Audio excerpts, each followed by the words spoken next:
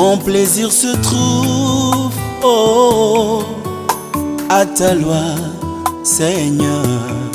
Je veux demeurer dans ta présence. Tu me comblais de ta joie, je me réjouis en toi. Tu es l'eau du ciel qui coule en moi.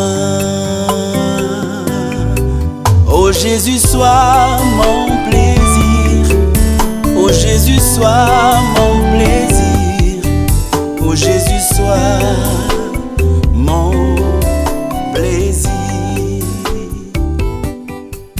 Oh Jésus, sois mon plaisir. Éternel, je veux prendre ce moment, te recommander tous nos frères et sœurs qui sont en Afrique et en Haïti, que ça soit dans n'importe quel pays du monde où la foi chrétienne est en proie au combat et à toutes sortes de persécutions. Nous voulons prier pour que tu préserves ceux-là qui sont en train de subir des moments de grandes difficultés à cause de leur conviction de foi. Éternel, préserve le saint dans ces temps où la parole de Dieu dit, dans ces derniers temps-là, il y aura des moments difficiles qu'on ne pourra pas supporter dans la chair à cause de l'occultisme et de toute forme de reniement de l'amour et de la parole du Christ. Seigneur, je prie pour des enfants nés dans les familles chrétiennes et qui vont aller travailler loin de leur famille à cause de toutes sortes d'oppositions. Nous voulons que tu préserves leur foi et que leur cœur soit entièrement entre tes mains. Je prie pour les missionnaires, les serviteurs de Dieu qui se retrouvent dans des zones de combat. Ils ont à cœur d'aider les faibles, les familles déchirées, les orphelins, les veuves, les abandonnés. Seigneur, préserve-les quand ils sont en proie au combat. Viens à leur secours dans le nom de Jésus. Je prie pour cette nouvelle génération de serviteurs et servantes qui ont à cœur d'aller sans barrière de culture, ni de religion, ni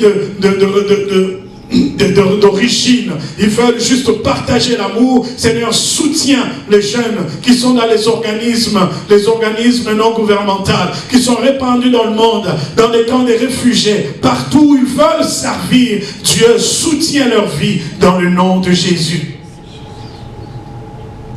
Nous voulons saisir cette occasion, Père. Prier pour ceux-là qui veulent marcher droitement dans la parole. La Bible dit, ceux-là qui voudraient vivre pieusement, ils seront traînés dans les tribunaux. Ils seront malmenés de partout. Mais qui ne se demandent pas comment ils allaient se défendre. Car toi-même, tu seras avec eux jusqu'à la fin du temps. Sois le Dieu de Daniel et de ses compagnons dans la fournaise pour nous en ce temps où le feu brûle partout dans le monde et les jours à venir seront encore plus difficiles spirituellement, économiquement. Seigneur, sur le plan social, il y a des troubles partout dans le monde. Comme ta parole le dit, vous entendrez des bruits de guerre. Soutiens la foi des chrétiens. Soutiens ceux-là qui ont choisi de sortir du monde et de marcher droitement devant toi. Soutiens-les par ta droite, oh Dieu. Dans le nom de Jésus, nous avons ainsi prié. Amen. Amen. Amen. Notre évangile sera complètement périmé si nous ne prêchons pas selon le besoin du temps. Le temps dans lequel on est, le peuple a besoin d'entendre encore la parole qui dit que Dieu agit encore. Alléluia. Amen. Nous avions fini l'année dans une série qui nous présentait Christ. Mais je ne l'avais pas conclu parce que je savais qu'en commençant cette année, nous aborderons ce Christ dans l'aspect de ce que lui-même a déclaré de qui il était. Lorsqu'il entrait dans le temple, la Bible dit qu'il prit le rouleau d'Ésaïe. La toute première fois qu'il se met en public, il parle. Il lira le rouleau d'Ésaïe. Il dit, l'Esprit de l'Éternel est sur moi.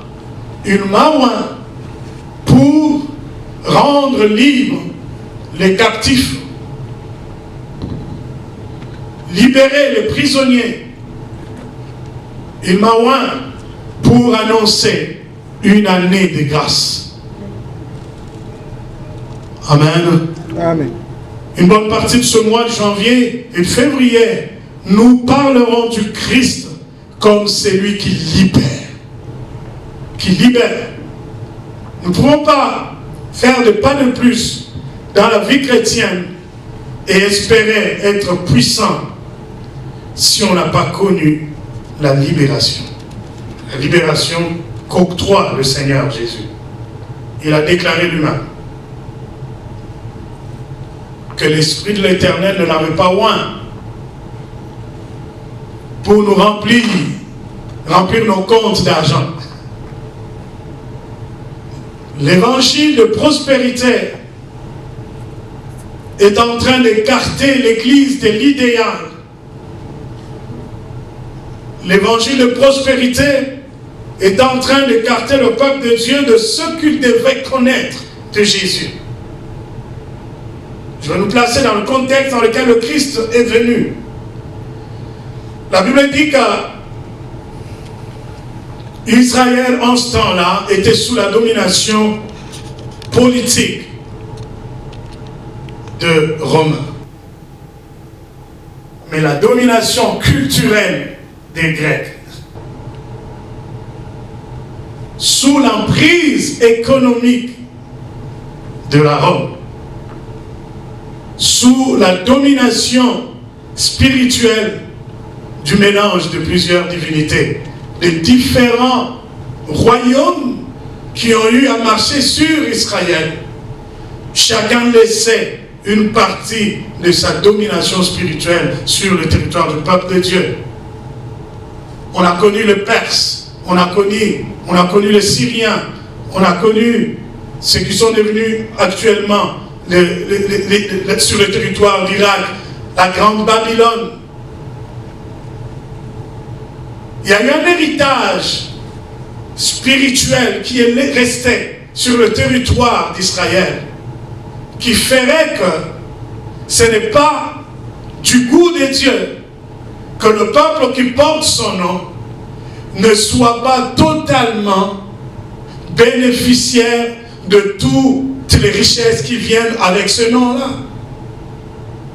Si bien qu'Ésaïe, à partir du chapitre 64, Ésaïe, même si on commence un peu plus haut, le chapitre 60 jusqu'au chapitre 64, Ésaïe est en train de parler de ce qui serait le cri de cœur d'un peuple fatigué d'être sous la domination. Et dans un texte d'Ésaïe 64, je pense, il déclare que ça sera ça le soupir d'Israël en ce temps-là. Ils se diront, nous sommes devenus comme un peuple qui ne porte pas ton nom. Et pourtant, c'est toi notre Dieu. Nous portons ton nom, mais la vie que nous menons ne reflète pas la grandeur du nom que nous portons. Nous portons le nom de Jésus, mais lorsque, avec le Saint-Esprit, nous regardons dans la profondeur de nos vies, dans plusieurs aspects de nos vies, nous ne reflétons pas le nom que nous portons. C'est dans ce contexte-là que le Christ est venu, que le Père l'a introduit parmi les hommes. Et Jésus donne le ton. Je ne suis pas venu ici pour vous réconforter dans l'esclavage dans lequel vous vous retrouvez.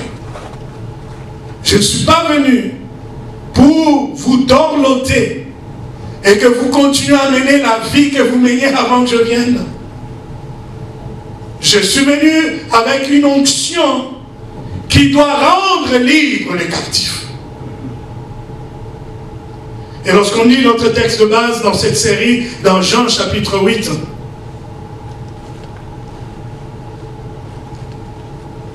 à partir du verset 25. Qui es-tu? Lui dirent-ils. Jésus leur répondit, ce que je vous dis dès le commencement. J'ai beaucoup de choses à vous dire et à juger en vous, mais celui qui m'a envoyé est vrai. Et ce que j'ai entendu de lui, je le dis au monde. ils ne comprirent point qu'il leur parlait du Père. Jésus donc leur dit, quand vous aurez élevé le Fils de l'homme, alors vous connaîtrez ce que je suis, et que je ne fais rien de moi-même, mais que je parle selon ce que le Père m'a enseigné. Celui qui m'a envoyé est avec moi. Il ne m'a pas laissé seul, parce que je fais toujours ce qui lui est agréable. Comme Jésus parlait ainsi, plusieurs crurent en lui.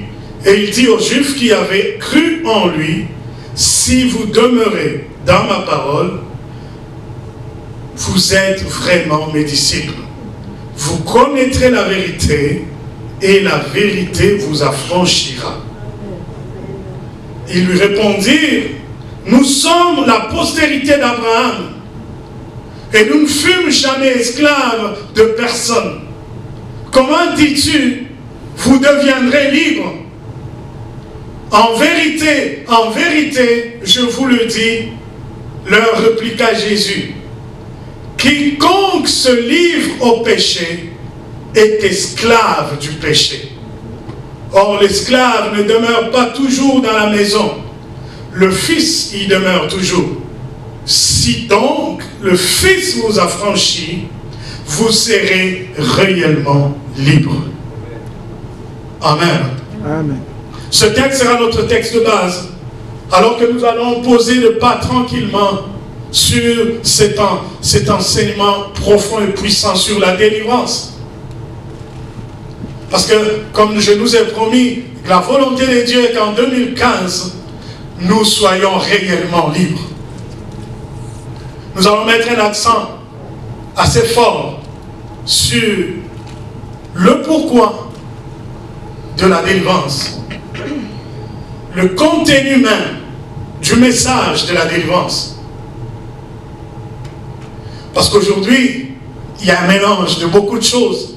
Et par la grâce de Dieu, nous allons nous efforcer à rester dans le texte de ce que le Christ lui-même dit de la délivrance, de comment il a opéré la délivrance et de quel héritage il a laissé à l'Église en matière de la délivrance.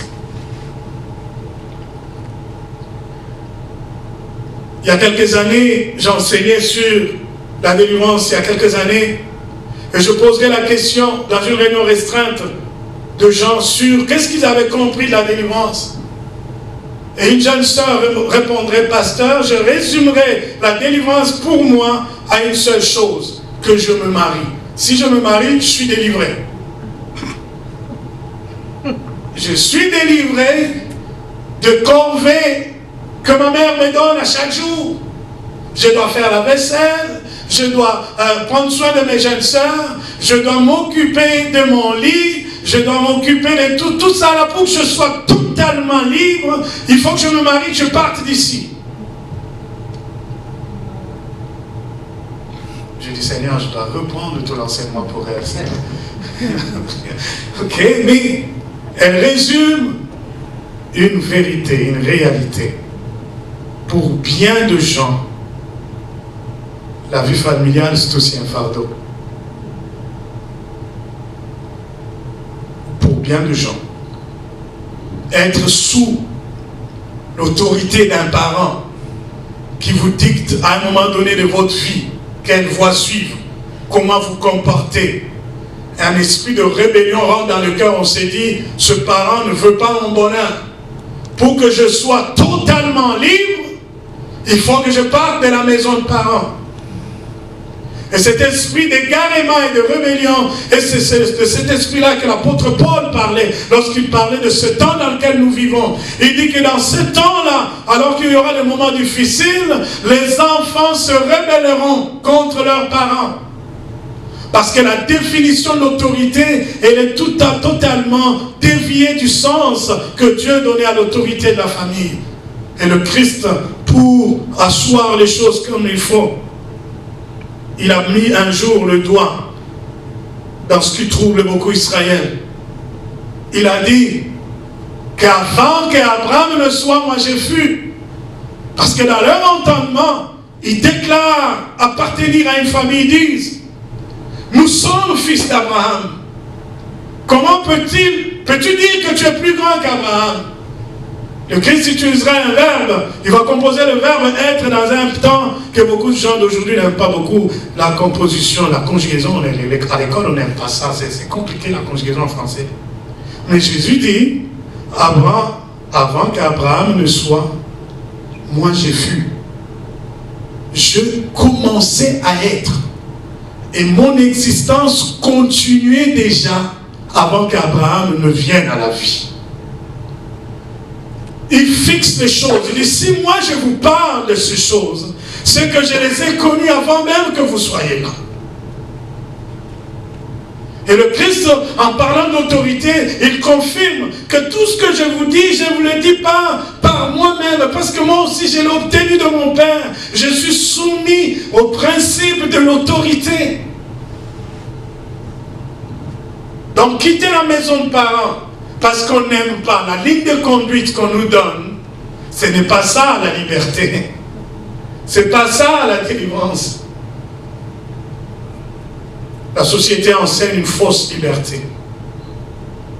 Je suis entouré de beaucoup de parents au travail, de gens qui ont atteint 50 ans et plus. Et la plupart, ils ont des enfants qui ont déjà dépassé 17 ans. Et beaucoup d'entre eux, lorsqu'on discute, ils disent, ah, mon garçon là, il me disait, papa, moi je vais avoir mon appartement, papa, moi je vais avoir mon appartement, je vais vivre tout seul, je vais être correct, je serai bien tout seul. Et je lui dis, mais qu'est-ce qui te manque à la maison? Pourquoi tu veux partir? Il dit, mon garçon me dit, papa, je veux être libre. Je dis, ok, prends ton appartement. Et moi je dis, alors, il est libre? Je dis, de quoi il est libre? Il vient chercher la passe du mois chez moi, il n'est pas libre. Et quand il manque à manger, c'est mon grenier qui prend, il n'est pas libre. Et d'ailleurs, je l'ai laissé chez nous, il a passé la nuit, ça fait 3 jours qu'il est là. Les gens ont une fausse notion de la liberté. Parce que tu attrapes une première copine de ta vie, et tu penses que tu es devenu libre, tu veux sortir des sentiers de la pureté, tu vas aller vivre dans l'impureté et tu cherches la liberté. Durant tout ce mois, nous allons enseigner des choses qui vont aider notre être le plus profond à être en face de la vérité. Remarquons dans ce texte quelques vérités. La première, Jésus sait que ces gens ont une fausse notion de la liberté. Jésus le sait déjà. C'est pourquoi, dans le texte, il parle à 2 reprises de réellement libre. Parce que les gens ont une très fausse notion de la liberté. Et ça a commencé par la sémence même que le diable avait lui-même.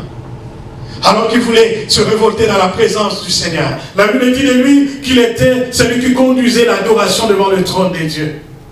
Mais il a trouvé que ce n'était pas satisfaisant. Quelqu'un dit satisfaisant. Que ce n'était pas satisfaisant pour lui d'être dans une position où il donnait la gloire à quelqu'un. Tous ceux-là qui recherchent une quelconque liberté, c'est parce que dans leur cœur, il y a un sentiment d'insatisfaction. Je ne suis pas satisfait, alors je vais chercher par mes moyens comment satisfaire mon être le plus profond. J'ai toujours dit aux gens, je réfléchis des fois mathématiquement, je dis, c'est pas parce que tu ignores que la réalité n'existe pas. C'est pas parce que tu ignores la loi qu'elle ne peut pas s'appliquer sur toi. C'est pas parce que tu ne comprends pas ce qu'on enseigne que forcément ce qu'on te dit est faux. Donc le problème est en toi. Très souvent, la fausse notion de la liberté commence par nous-mêmes d'abord. Comment on définit la liberté? Israël est sous la domination, je viens de vous dire à notre introduction, qu'ils étaient sous la domination des Romains, des Perses, culturellement, sous la domination des Grecs. culturellement sous la domination des Grecs, politiquement sous la domination des Romains, économiquement sous la domination d'une seule personne, même pas de Rome, de César. D'une seule personne. Parce que tout leur argent, ça allait vers César. Mais quand Jésus commence à leur parler de la liberté, ils se révoltent. D'où vient-il que tu nous parles ainsi? Tu n'as pas le droit de nous parler ainsi. D'où vient-il que tu nous parles ainsi? Et ils disent la raison pour laquelle ils ne veulent pas entendre ce discours. Ils disent, nous sommes fils d'Abraham. Verset 33. Nous sommes la postérité d'Abraham. Et nous n'avons jamais été sous l'esclavage de qui que ce soit. Fausseté. Ce qu'ils viennent de déclarer est vraiment une fausseté. Historiquement, juste après Abraham, ils ont commencé à être sous l'autorité de notre peuple. La Bible dit que lorsque la descendance qui avait connu Abraham est passée, Israël était maintenant au dépens de notre peuple. Au dépens de notre peuple. Parce qu'ils sont descendus en Égypte. Après Abraham. Et comment Abraham était arrivé en Égypte? Abraham est arrivé en Égypte en cachant sa vraie identité. Il cache sa vraie relation avec Sarah. Parce qu'il cherchait en Égypte le bien-être. Il cherchait comment nourrir ma famille. Et il arrive comme un immigrant en Égypte. Et il dit à Sarah, ne dis jamais que tu es ma femme. Dis que tu es ma soeur. Et il rentre en Égypte dans la fausseté. Il passe sa vie dans la fausseté. Dans le mensonge. Un jour, le roi, le pharaon, en ce temps, tombe sur Sarah, il aime la beauté de Sarah et il va aimer prendre Sarah comme femme. Et lorsqu'Abraham lui dira, mais non, c'est ma femme, il dit, mais comment m'avais-tu caché que c'était ta femme? Et ils disent, nous sommes la postérité d'Abraham. Nous n'avons jamais été sous l'esclavage de qui que ce soit. Mais c'est comme si j'avais envie de leur dire, vous n'avez pas lu votre histoire. Parce que depuis ce temps-là, Israël et tous ceux qui sont descendus d'Abraham sont restés longtemps sous la dépendance économique de l'Égypte. Et si bien que plusieurs générations sont nées là. Plusieurs. On saute ces temps-là. On va aller du temps de Jacob et de Joseph. On arrive du temps de Joseph. Joseph s'assoit sur le trône de l'Égypte. Il gouverne l'Égypte. 7 années de grâce. Les gens ont mangé, ont vu la gloire de Dieu. Mais 7 ans de douleur et de pleurs, de disettes et de malheurs arrivent. Le peuple dans la famine. La Bible déclare aussi, le pharaon qui était favorable avec l'Égypte mourra. Et celui qui est venu avec Joseph mourra. Celui qui est venu après Joseph, il a soumis Israël sous des corvées incroyables jusqu'à ce que plus de 100 ans après, plusieurs générations après, Dieu va appeler Moïse pour dire quoi? J'ai vu la souffrance de mon peuple, j'ai entendu le cri de mon peuple, je veux le sortir du joug dans lequel Pharaon les a soumis. Mais eux ils disent à Jésus, nous sommes la postérité d'Abraham, nous n'avons jamais été esclaves de qui que ce soit. C'est possible que les gens soient à l'église, deviennent des membres de l'église, mais soient sous la domination du péché. Et qu'ils refusent d'admettre qu'ils ont besoin de la délivrance. Parce qu'ils s'appuient peut-être du fait qu'ils sont fils ou filles d'un pasteur. Je suis né dans une famille chrétienne, j'ai grandi dans la famille chrétienne, automatiquement je n'ai pas besoin de la délivrance. Moi, je n'ai jamais été sous l'autorité de la colle, je n'ai jamais été fils d'un féticheur, je suis fils d'un pasteur, je n'ai pas besoin de la délivrance. Eux, ils parlent de l'esclavage purement humain, mais Jésus va plus loin que leur discours. Il leur dit, en vérité, je vous le dis, si le Fils vous affranchit, vous serez réellement libre, parce que quiconque se livre à un péché, il est esclave de ce péché. Une fausse notion de la liberté envahit le monde occidental. Les gens qui n'ont jamais connu la colonisation ni l'esclavage, ils sont nés dans des générations après de gloire et de stabilité économique, de stabilité financière. Tout va très bien. Ils pensent qu'ils sont totalement libres. Mais quand on rentre dans le vécu de cette société matérialiste, on trouve que les gens sont liés par bien de choses. Esclaves de la sexualité, esclaves de l'alcool, esclaves des drogues, esclaves même des émotions négatives. Juste la province de Québec, c'est la province où il y a le taux de suicide le plus élevé pour toute l'Amérique du Nord. Parce que les gens sont mal dans leur chair, dans leur corps, sur le plan psychique, sur le plan psychologique, sur le plan émotionnel, sur le plan physique. Les gens sont liés et ils ne le savent pas. Lorsque quelqu'un, par son comportement, manifeste des œuvres qui témoignent qu'il est sous une domination spirituelle, les gens parlent de troubles de comportement. Il a un petit problème de comportement. Ce n'est pas un petit problème de comportement. Il y a un déséquilibre dans sa racine même, dans sa relation avec son Créateur. Il faut qu'il connaisse le Fils de Dieu qui rend réellement libre.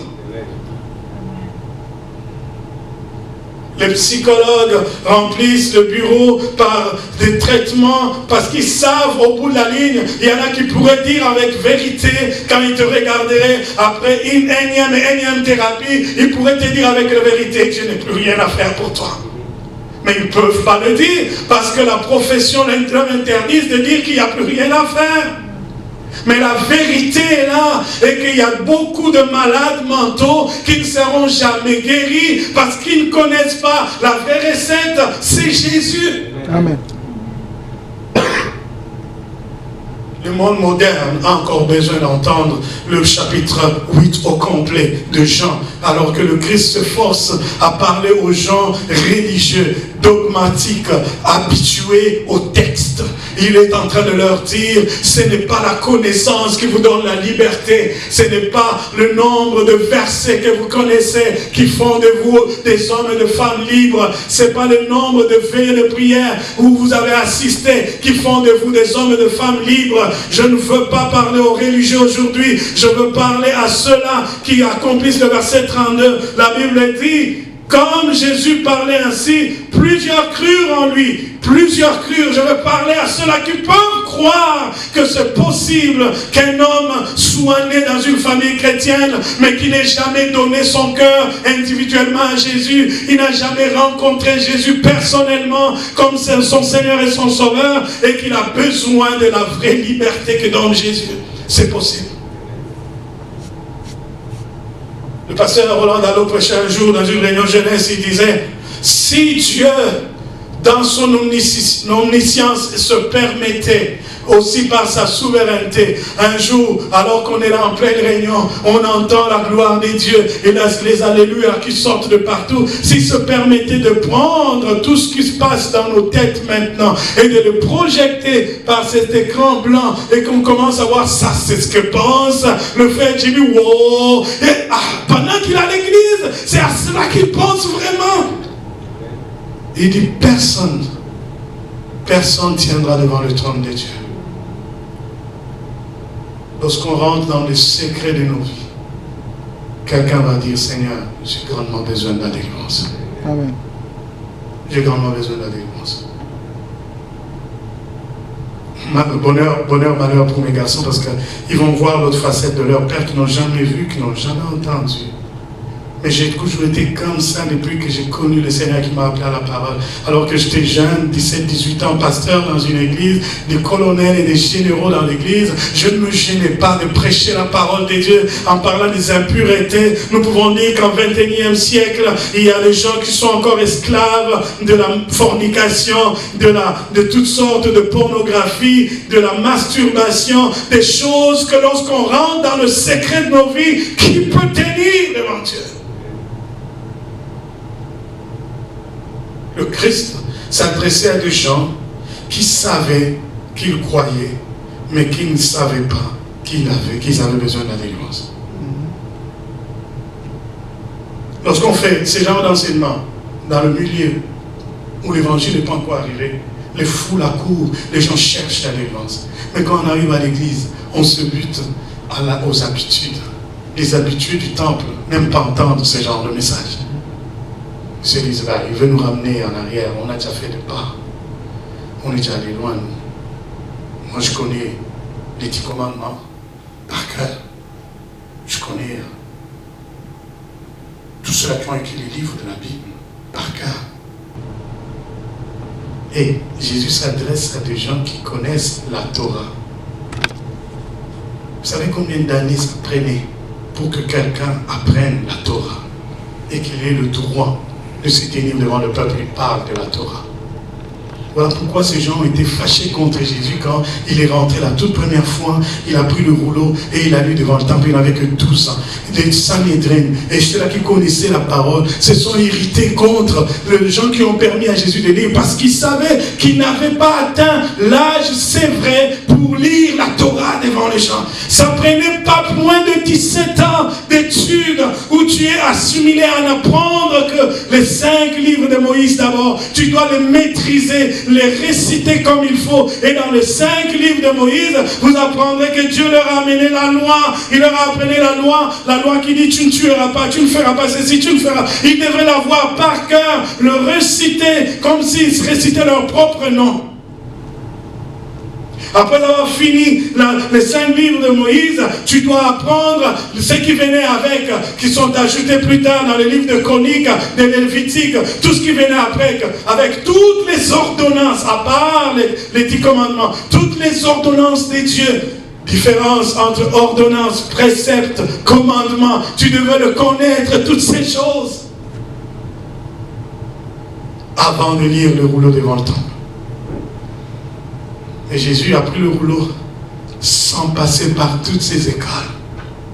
Et quand il a lu, les autres se sont posé la question, d'où lui vient toute cette connaissance? N'est-ce pas ça le fils de Joseph et de Marie? Parce qu'il savait que ça ne pouvait pas se faire. Alors quand Jésus leur dit, croyez-moi, tout ce que je vous dis, ça vient du Père, croyez-moi. Il veut leur dire, mettez de côté un peu votre tradition religieuse. Mettez ça de côté. Mettez de côté les barrières que vous placez entre vous et moi. Parce que ce que je recherche en fait, c'est juste votre bonheur. Mettez de côté des idées préconçues que vous avez. Mettez de côté des idées préconçues que vous avez. Je ne cherche pas à vous arracher votre identité. Je ne cherche pas à bouleverser votre personnalité.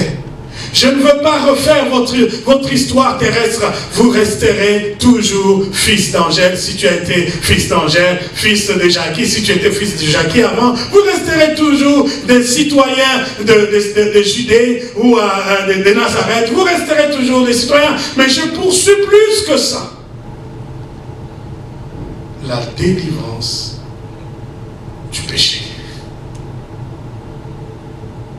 Donc les gens avaient une fausse notion de la délivrance parce qu'ils pensaient qu'ils n'ont jamais été esclaves. Jésus leur a démontré, si vous pensez que physiquement vous n'avez été sous la domination de personne, d'abord historiquement c'est faux, vous êtes descendants d'Abraham, vous tous qui êtes vivants et devant moi maintenant, vous découlez d'une lignée qui a été esclave en Égypte. C'est faux ce que vous me racontez. Vous savez qu'il y a des chrétiens qui peuvent discuter du matin au soir et ils restent liés par le même péché du matin au soir. Ils vont discuter des versets comme pas à peu près. Mais ils n'ont jamais été libérés du petit mensonge de tous les jours. de tous les jours. Quelqu'un dira, j'ai pas menti, mais j'ai donné une demi-vérité. Ok. Mettons que j'ai une règle de 50 cm. Ta demi-vérité, c'est 25 cm. Ok, l'autre 25 cm qui est demi là, qu'on n'a pas couvert, c'est quoi? Demi-mensonge. Si ce n'est pas totalement vérité, c'est mensonge. Dans cette série, on va aller creuser un peu les choses qui feront que quelqu'un dise, maintenant je cru à Jésus. Jésus lui a dit, vous maintenant qui avez cru en moi, si vous demeurez dans ma parole et que vous marchez conformément à la vérité que vous y trouverez, vous serez réellement affranchis. Deuxième vérité dans ce texte, c'est que il n'y a point de délivrance si ce n'est qu'en Jésus. C'est que Jésus est en train de leur dire, vous pouvez avoir plusieurs maîtres. Vous pouvez avoir plusieurs maîtres, de gens qui vous enseignent. Par maître, il y a l'école, l'apprentissage. Vous êtes au pied de quelqu'un. Vous pouvez avoir plusieurs maîtres, plusieurs leaders, de gens qui vous conduisent. Mais aucun d'entre eux ne peut vous promettre ce que moi je vous promets. Jésus leur dit, si le Fils de Dieu, il fait une démarcation entre tout être vivant et lui. Si tout homme vous dit qu'il va vous libérer, ne le croyez pas. Mais si le Fils de Dieu vous affranchit, vous serez réellement libre. Ce n'est pas parce que l'archibishop, le bishop de bishop, le plénipotentiel de bishop, te promet que lui va te rendre libre, que tu seras réellement libre. Ce n'est que par le nom et l'autorité de Jésus qu'on est réellement libre. Après avoir passé quelques émissions sur Internet, il y a un couple qui m'a appelé de Suède, qui m'appelait régulièrement. Et l'homme était tellement convaincu que pour que sa femme soit délivrée de ce que lui reprochait à sa femme, il était complètement convaincu que pour que la femme soit délivrée, il fallait qu'ils aillent voir T.B. Joshua. Et il était convaincu que en passant plusieurs semaines chez T.B. Joshua, la femme sera délivrée. Ils ont pris toute l'économie, ils sont partis. Alors quand il m'appelait, moi je pensais que c'était pour me donner des bonnes nouvelles, que la femme est libérée. Et il m'a appelé, j'étais au volant, je lui ai dit, bien aimé, je suis au volant, je ne peux pas parler. Est-ce que tu peux m'accorder d'arriver à la maison, je vais te rappeler. Il dit, non, pasteur, je n'ai même pas une minute de vous accorder. Pour vous dire que ça s'est empiré depuis qu'on est parti de là, depuis qu'on est sorti de chez T.B. Joshua, elle est devenue insupportable. J'ai envie de dire à quelqu'un, il n'y a point de délivrance si ce n'est qu'en Jésus lui-même. Le pasteur ne délivre pas. Le bishop ne délivre pas. Il exerce le ministère et s'il le fait selon la vérité de la parole de Dieu que tu dois connaître, si tu connais cette vérité de la parole de Dieu et que tu la vis comme Dieu l'a dit maintenant, c'est alors que tu connaîtras la délivrance. Amen. La délivrance n'est pas une sommation de cris au nom de Jésus. Qu'on est dans une salle, on se met tous ensemble, d'une haute voix, on crie sur quelqu'un, au nom de Jésus. C'est la délivrance. C'est pas ça la délivrance. On était dans une séance de délivrance qu'ici on appelle exorcisme. Une séance de délivrance, on est renfermé dans ce qu'on avait comme permanence. On prie pour quelqu'un qui était, vous savez, il y a possédé et possédé. Il y a déjà, je dis à l'égard, il est mince. Tu le regardes comme ça, tu vois qu'il est mince. Mais la force qu'elle a, parce qu'elle a des démons, incroyable. Hercule ne peut pas. On est dans une séance de délivrance.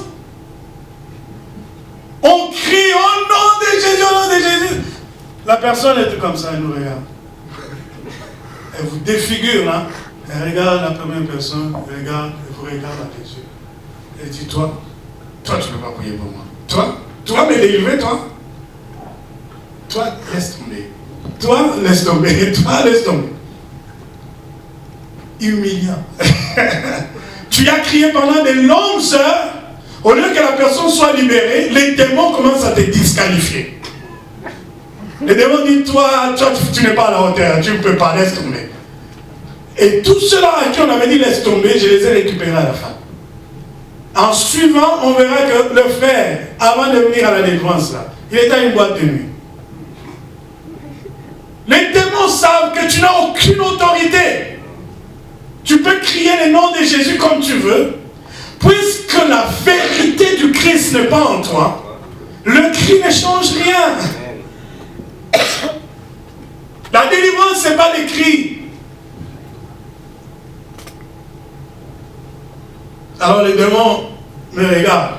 Là, le démoniaque. La personne possédée me regarde. Dis-toi, je ne veux même pas que tu me regardes.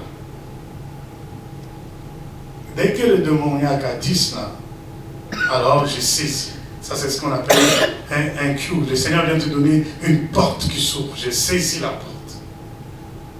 Je dis un jour, je commence à déclarer la parole. L'apôtre Pierre se retrouve au temple. Il dit à l'impotent qui était à la porte du temple, il dit, regarde-moi. Fixe-moi dans les yeux, regarde-moi.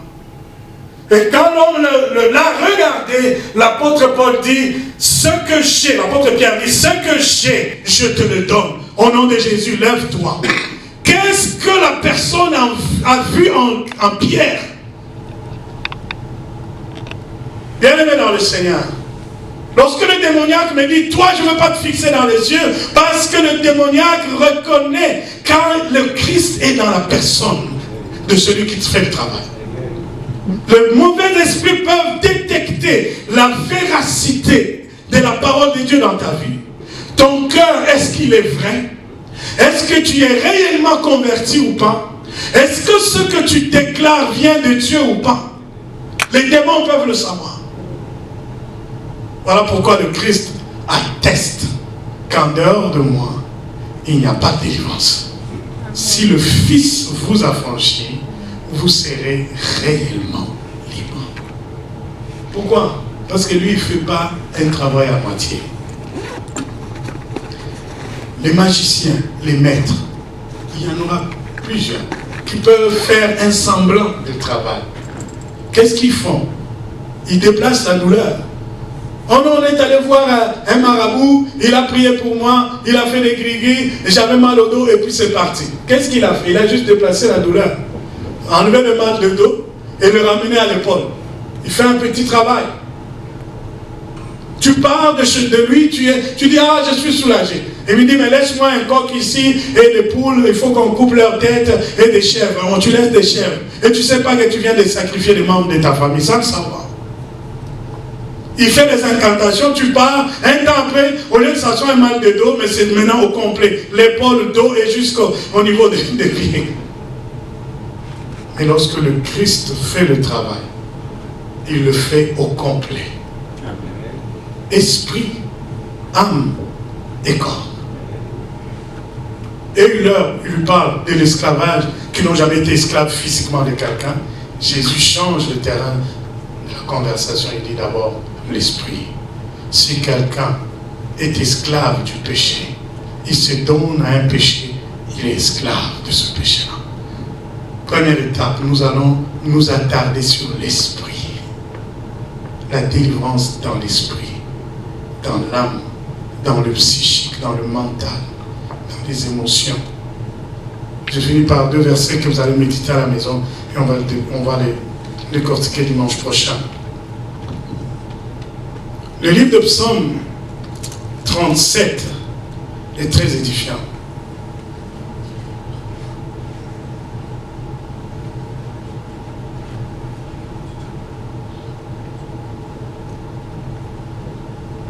Je vais prendre 2 versets.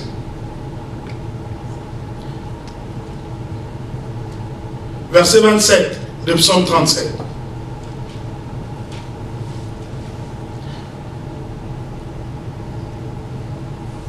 Détourne-toi du mal, fais le bien et possède à jamais ta demeure. Détourne-toi du mal, fais le bien et possède à jamais ta demeure.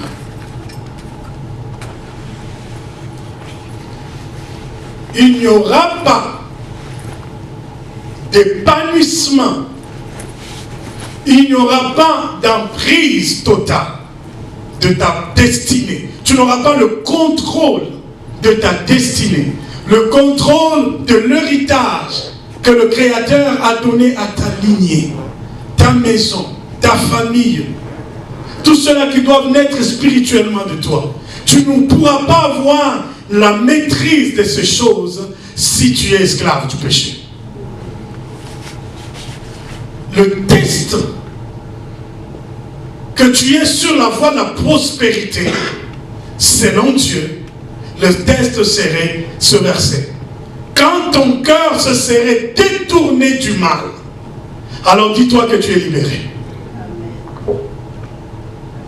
Mais lorsque tu prends plaisir au mal, ton cœur aspire à ce mal, tu ne te repens pas de ce mal, dis-toi que tu t'es livré à ce mal.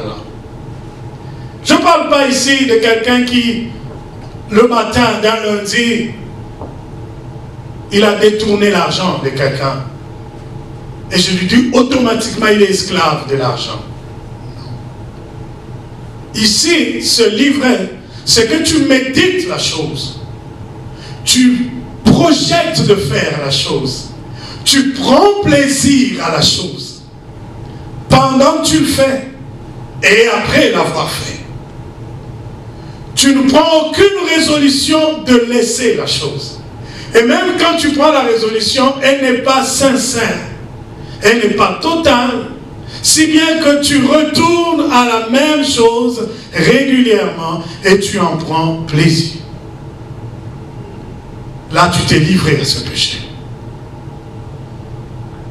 Tu demandes à quelqu'un, mais comment ça t'arrive de mentir si facilement?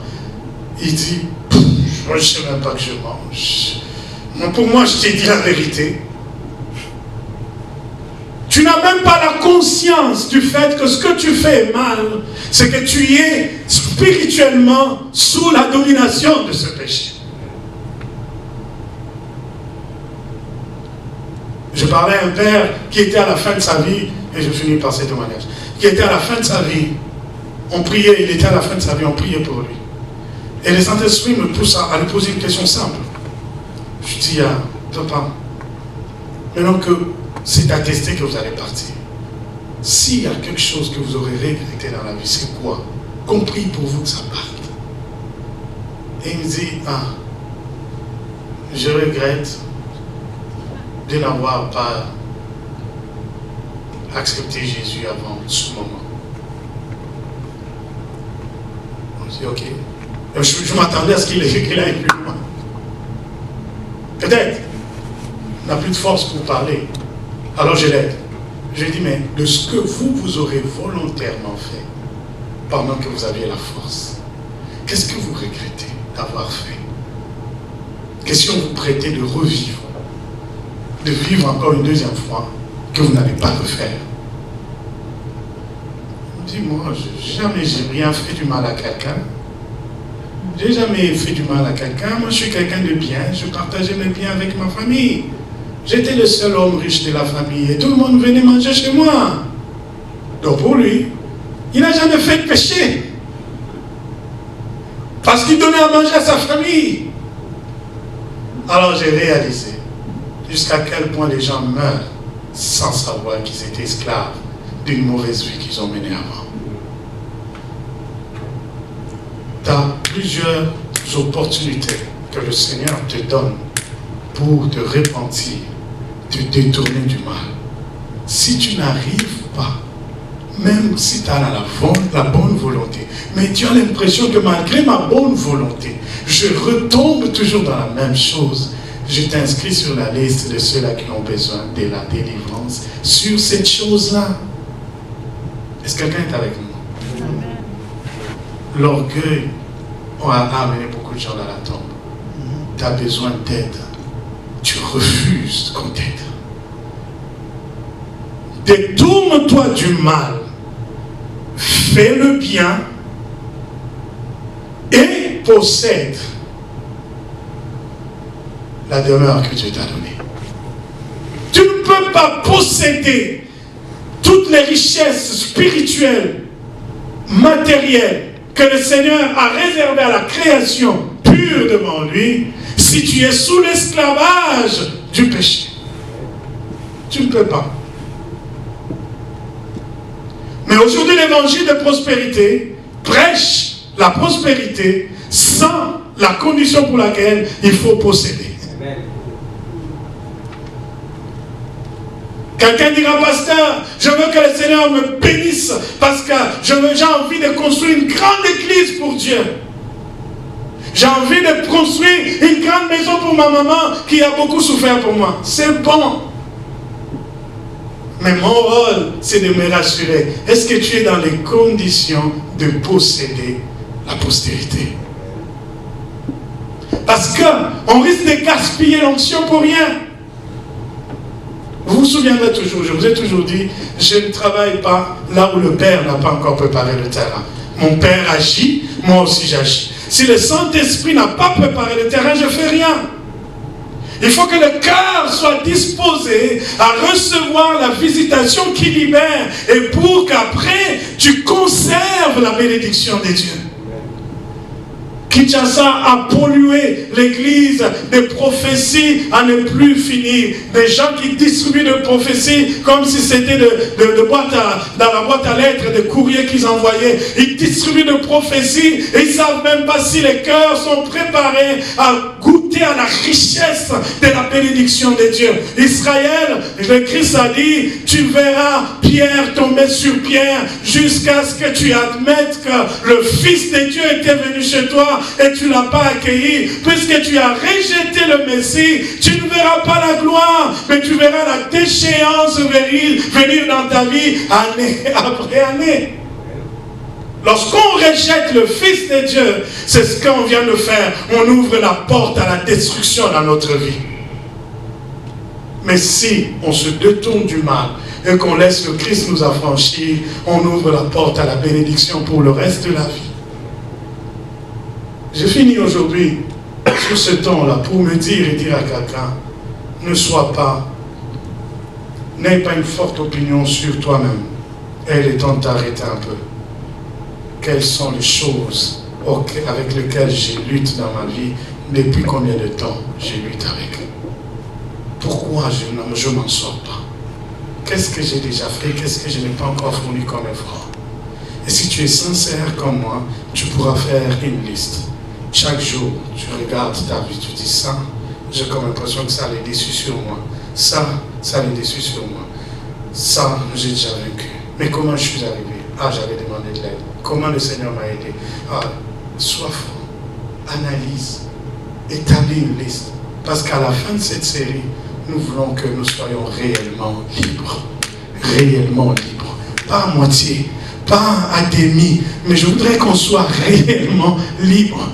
Et quand tu es réellement libre, mon frère, tu ne vas pas forcer les choses. La Bible dit, j'ordonnerai à la bénédiction de te suivre. Est-ce que tu comprends c'est quoi suivre? Toi, tu prends une direction donnée, tu ne te préoccupes même pas de la chose. Mais la chose là où elle te suit dans la direction où tu vas. Je ne gênerai pas pour que Dieu me bénisse d'une voiture. Parce que moi, je me concentrerai à rechercher la droiture dans ma vie. Quand je marche dans la droiture, si la voiture c'est une bénédiction, elle me suivra. Elle me suivra. J'ai vu des gens que la bénédiction ont suivi dans leur vie. Quelqu'un qui vient comme ça, il est touché par la parole de Dieu, il est venu avec une belle voiture à l'église, mais il est saisi par la parole de Dieu. En sortant de l'église, il laisse les clés devant l'estrade. Et l'homme de Dieu prend les clés et dit, mais tu es parti, tu as laissé les clés. Il dit, j'ai laissé les clés à celui qui m'a béni de la parole de Dieu. Parce que la voiture ne représente plus rien pour moi. Ce qui me manquait de plus dans ma vie, c'était Jésus. Et tu m'as donné Jésus, je te cède ma Mercedes. L'homme de Dieu jubile de joie, il danse. La bénédiction vient de le suivre. Notre préoccupation première, c'est d'abord le royaume des cieux. Que les hommes soient libérés, affranchis, totalement épanouis dans leur vie. Et quand ce Dieu sera content, le Seigneur, il est celui qui donne la rétribution aux serviteurs. Il bénira. Je ne vous parle pas vraiment de l'argent dans cette église, parce que ce n'est pas ça ma préoccupation. Ma préoccupation première, c'est l'esprit. Que l'esprit soit affranchi, l'âme affranchie, le corps affranchi. Je sais que Dieu, s'il veut me bénir d'argent, ça viendra. Ça viendra. On ne va pas vous forcer. Ça viendra de vous-même. Une âme bénie, c'est comme une vache, vous savez. C'est comme une vache. Une vache, quand tu la nourris comme il faut, tu n'auras pas à courir après le lait. Parce qu'elle a bien mangé. Elle aura du lait à te donner. Et quand le lait est d'une grande quantité dans le corps de la vache, si tu ne fais pas attention, la vache commence à pleurer. Elle va faire tellement du bruit pour que tu viennes presser le lait. Parce qu'il veut libérer le lait.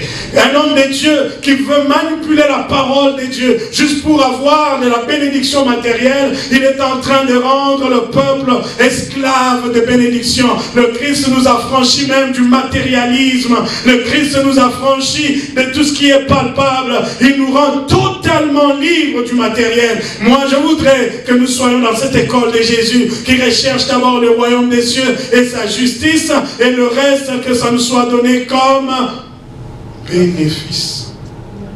Bénéfice. Si on est béni par cette parole, on va se tenir debout un instant. Un instant. Dans la présence de Dieu.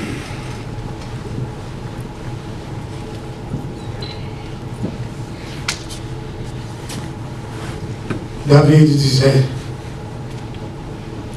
Seigneur, où irai-je? Où irai-je loin de ta face? Tu me sondes et tu me connais. Tu sais quand je dors, tu sais quand je me lève. Quand je dis à l'obscurité, couvre-moi, ta lumière, lui déjà. Quand je dis à la forêt, je vais me cacher, cache-moi. Voilà, je te trouve, tu es déjà dans la forêt. Oh bien-aimé, on ne peut pas se cacher devant Dieu. Il nous sonde et il nous connaît. Il connaît nos vies. Il connaît la manière dont nous réfléchissons. Il sait c'est quoi nos aspirations.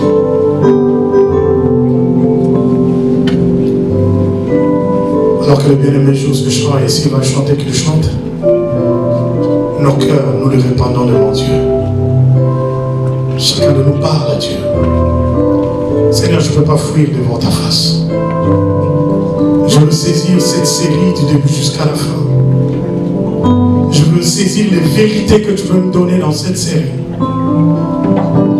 Je veux, Seigneur, croire en toi. Croire en ta parole. Et tirer toutes les vérités que tu veux que je tire de cette parole. Afin que je sois franchi. Il connaît nos luttes et nos combats. Seigneur, tu sais avec quoi je lutte tous ces jours-ci. Dans mes pensées, dans ma vision de la vie. Tu sais tout ce qui lutte dans mes membres, oh Dieu. Oh Dieu, je viens juste étaler ma vie devant toi. Seigneur, je dis qu'il y a des choses qui sont plus fortes que moi. Seigneur, je dis qu'il y a des combats que je ne peux pas vivre sans toi. Fils de Dieu, rends-nous libres. Fils de Dieu, rends-nous libres. Fils de Dieu, affranchis-nous de l'emprise du péché.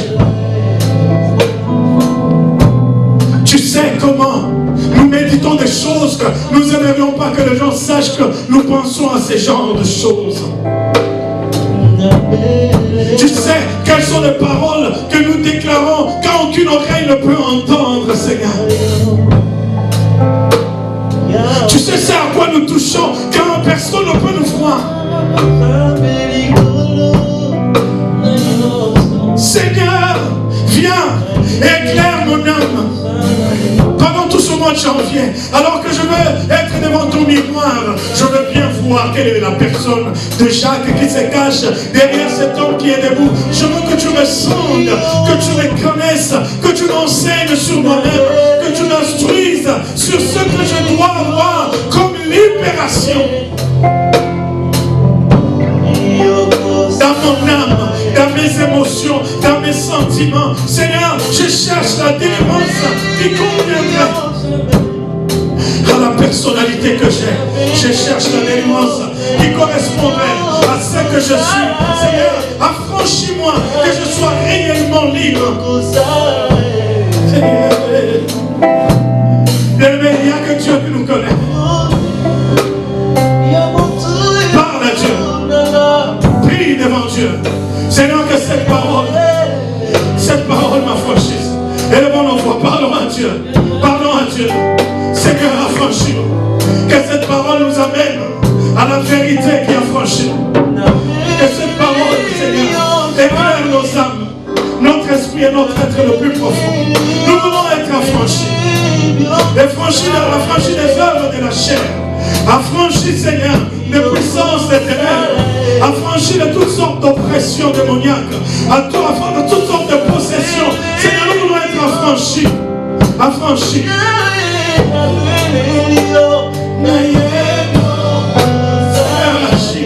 Agis pour ceux-là qui sont là aujourd'hui, mais aussi pour tous ceux-là qui viendront, qui suivront cette série. Seigneur, jusqu'à la fin du mois de février, nous voulons voir un peuple libre. Nous voulons voir un peuple libre.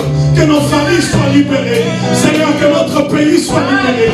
Que notre nation soit libérée. Seigneur Jésus, que le Canada soit libéré. Seigneur, dans nos familles, il y a des problèmes de comportement. Des gens qui ont des problèmes psychiques, mentaux. Dans ce pays, la nation est malade. Nous avons besoin de ta délivrance. Nous avons besoin que tu nous libères des choses cachées, venues de pratiques occultes, de gouvernants, de ceux-là qui nous ont dirigés, de ceux-là qui nous ont conduits à la vie, Seigneur, de nos maîtres qui ont été égarés. Nous voulons être libérés de l'héritage spirituel démoniaque que ceux-là qui sont venus avant nous ont laissé par leur occultisme, leur idolâtrie. Oh Seigneur, nous voulons la liberté. Jesus.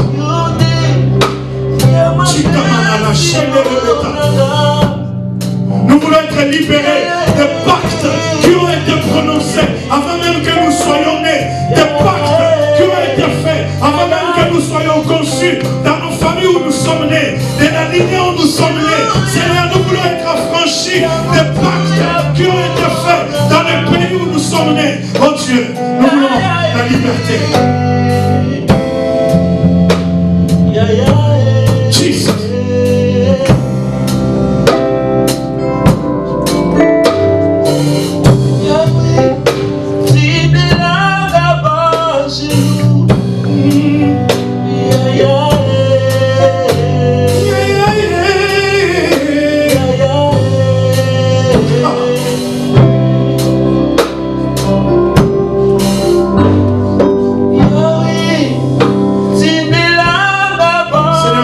Secours d'en haut. Envoie-nous le secours d'en haut. Il n'y a que le Fils de Dieu. Il n'y a que le Fils de Dieu qui peut nous rendre réellement libres.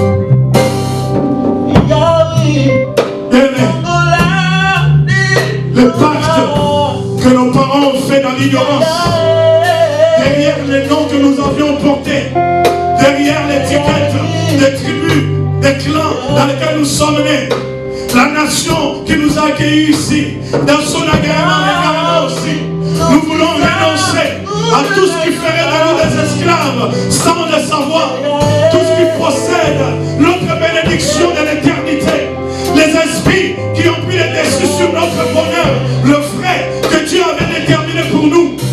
Nous voulons être affranchis de ces choses.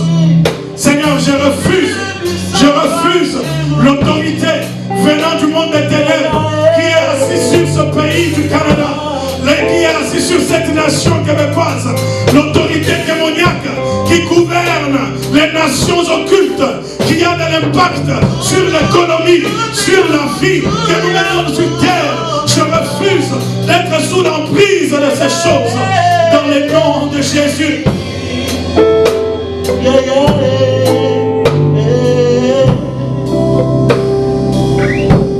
Je vais prier. Seigneur, alors que tu nous avais mis à cœur de commencer cette série, je veux que tu amènes mon frère, ma soeur, moi, ma maison, ma famille, tout cela que tu enverras dans les prochaines réunions, que tu nous amènes tous à la vraie délivrance à laquelle tu penses lorsque tu nous regardes. Toi qui nous sondes, que nous connais. Quand tu nous regardes, tu sais de quoi j'ai besoin. Seigneur, pendant cette série, révèle-nous ce dont nous avons grandement besoin. Je veux bannir toutes sortes de voiles qu'il y a dans le mental, dans la façon de réfléchir, dans la vie de quiconque est là, et même de ceux-là qui nous suivront par ce message, Seigneur. Nous voulons enlever toutes sortes d'idées préconçues qui peuvent être des obstacles à la vraie délivrance dans nos vies, dans le nom de Jésus. Un esprit d'égarement et de disputes, de querelles inutiles, l'esprit d'incrédulité qui pourrait empêcher quelqu'un à accéder à la richesse de son message. Je t'éloigne du mental de mon frère, de le raisonnement, de toutes sortes de forteresses que vous aurez bâties sur notre mental. Je renverse ces choses dans le nom de Jésus.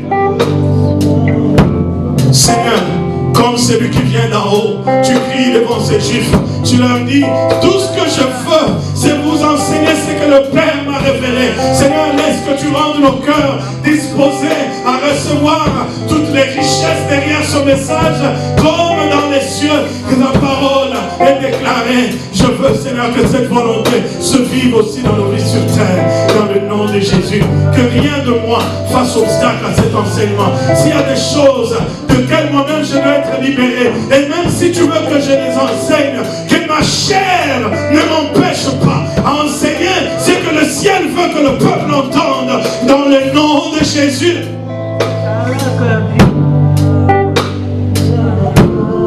Nous voulons faire taire toute langue, toute tromperie du diable qui peut venir derrière le membre de nos familles, de gens et des amis qui nous fréquentent, quand ils apprendront que nous enseignons ces choses, qui ne nous détournent pas de la vérité, qui ne nous découragent pas par leurs expériences négatives. Nous voulons, Seigneur, que tu disposes de toute la richesse convenable à ce message pour ce peuple d'ici jusqu'à la fin de la série, dans le nom de Jésus. Nous voulons maintenant conditionner tout notre être à ta volonté jusqu'à la fin de cette série, dans le nom puissant de Jésus. Nous avons ainsi prié. Amen. Mon plaisir se trouve, oh, à ta loi, Seigneur. Je veux demeurer dans ta présence. Tu me comblais de ta joie, je me réjouis en toi. Tu es l'eau du ciel qui coule en moi. Oh Jésus, sois mon plaisir. Oh Jésus, sois mon plaisir. Oh Jésus, sois mon plaisir. Oh Jésus, sois